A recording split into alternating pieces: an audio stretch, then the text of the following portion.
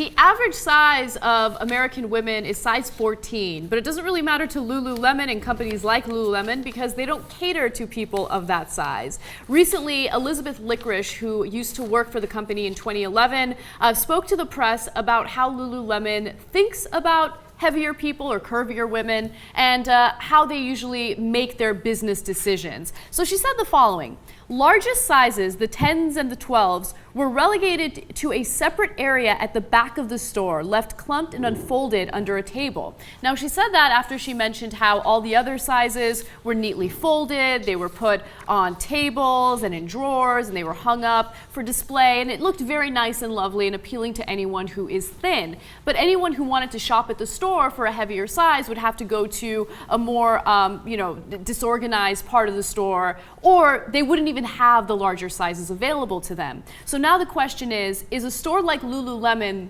similar to Abercrombie & Fitch in the way that they discriminate against heavier people, but they're not as overt about it?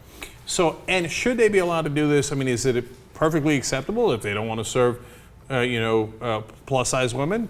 It's a free country, right? But a lot of people find it offensive, so drop it.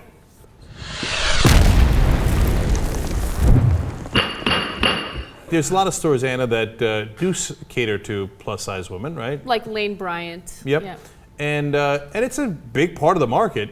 And it's interesting. What is this? They don't go above size 14?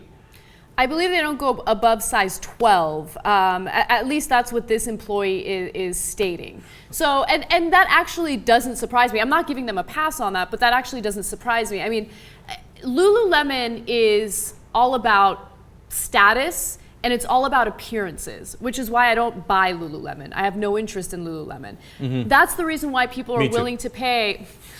And I love yoga. What? I'm obsessed with yoga. I go to a yoga class in my neighborhood, and every single woman is decked out in Lululemon apparel. Mm-hmm. The reason why I'm not into it is because I hate this like status thing, and I hate like spending $100 on yoga pants that you can buy at Target literally for $20. Mm-hmm. So that's my beef with Lululemon.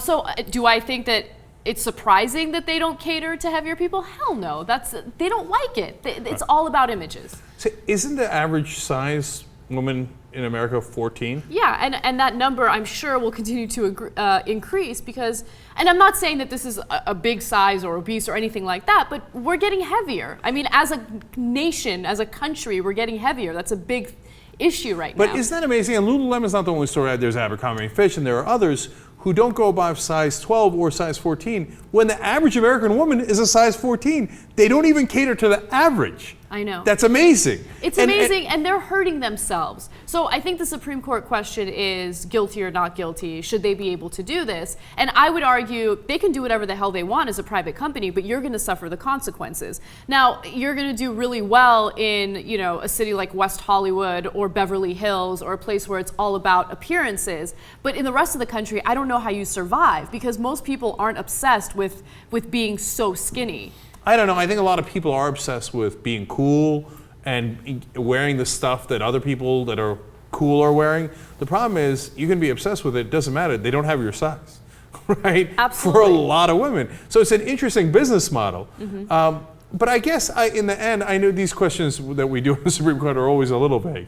I'm going to vote not guilty, as I think you're voting. Yeah, not guilty. They can do whatever they want as a private company.